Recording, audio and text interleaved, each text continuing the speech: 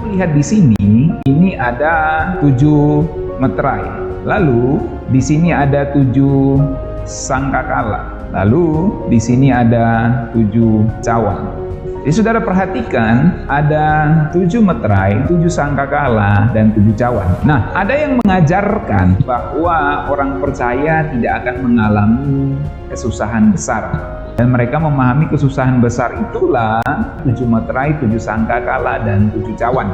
Itu sebabnya mereka mengajarkan bahwa di Wahyu pasal 4 ketika Rasul Yohanes diangkat ke sorga, itu adalah gambaran dari pengangkatan orang percaya. Sehingga otomatis orang percaya tidak akan mengalami yang namanya masa 7 meterai, 7 sangkakala, dan 7 cawan.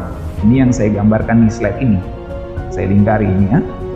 Jadi mereka mengajarkan pengangkatan itu di sini, di Wahyu pasal 4. Ini sebelum meterai. Karena meterai itu kan mulai di Wahyu pasal 5, dikasih tunjuk gulungan kitab dengan 7 meterai. Lalu di Wahyu pasal 6, meterai mulai dibuka. Nah, jadi mereka mengajarkan pengangkatan itu di Wahyu pasal 4 yang digambarkan dengan Rasul Yohanes diangkat ke surga, mendapat penglihatan. Sehingga mereka menafsirkan kuda putih meterai 1 itu adalah antikristus. Nah, sementara yang saya ajarkan kuda putih adalah pergerakan Injil dengan kuasa Roh Kudus. Jadi kalau posisi pengangkatan berbeda dalam 7 meterai, 7 sangkakala, dan 7 cawan, maka pengajaran tentang akhir zamannya pada topik-topik yang lain akan berbeda. Jadi saya mau secara sederhana saudara memahami dulu bahwa dalam kekristenan ada orang-orang yang mengajarkan pengangkatan itu sebelum meterai.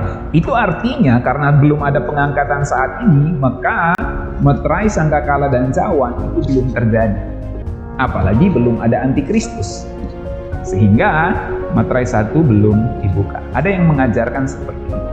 Nah, ini biasanya memang golongan futuristik. Jadi mereka melihat kitab Wahyu itu hanya nanti digenapi benar-benar dekat-dekat sebelum kedatangan Tuhan, atau dimulai dengan masa antikris baru kitab Wahyu itu dimulai, terutama Wahyu pasal 4 sampai pasal terakhir. Nah, menurut yang saya pahami, posisi pengangkatan seperti itu adalah tidak benar. Ini saya kasih X ya. Nah, nggak benar menurut yang saya pahami. Oke? Yang saya pahami bahwa posisi pengangkatan itu adalah di meterai yang ke-6, di mana Tuhan Yesus datang yang kedua kali. Nah, saya sudah sampaikan bahwa meterai 6 dan meterai ke-7 itu bukan kronologis. Sebab di meterai ke-7 itu adalah pengulangan lagi, ya ini pengulangan lagi dari perspektif yang berbeda atau dari sudut pandang yang lain tentang penghakiman Tuhan, seperti yang ada di meterai 1 sampai atau meterai 2 paling tidak sampai meterai yang ke-5, meterai ke-4 paling tidak. Artinya ada penghakiman Tuhan dari sudut pandang yang lain. Kalau meterai 2 sampai 4 itu jelas penghakiman Tuhan untuk dunia ini, terutama orang-orang fasik.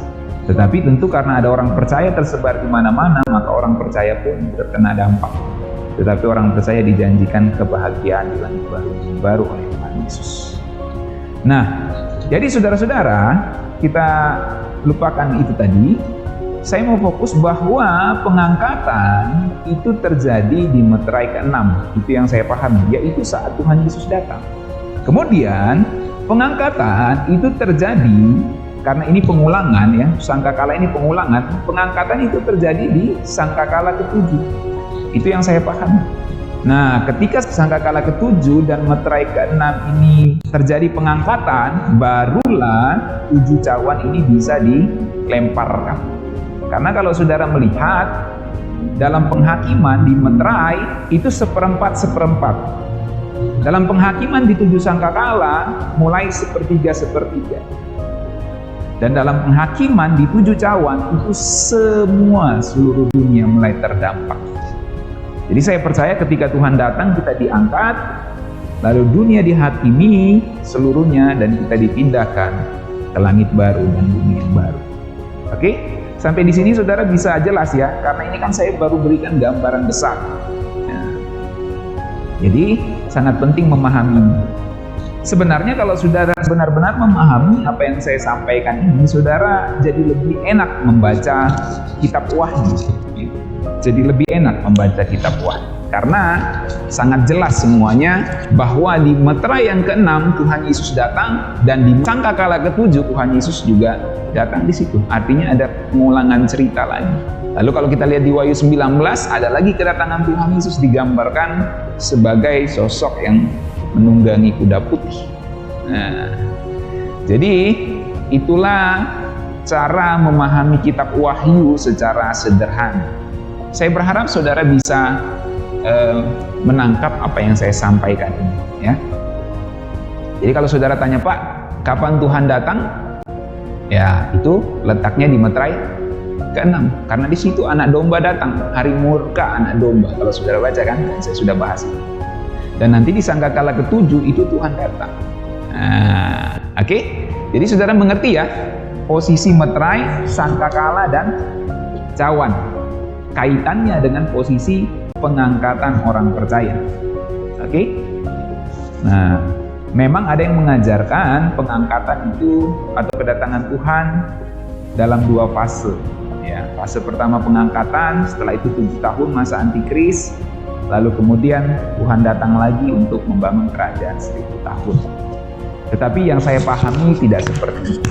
Yang saya pribadi pahami bahwa ketika Tuhan Yesus datang, kita diangkat, bumi dihakimi, dan dihakimi secara final, ya.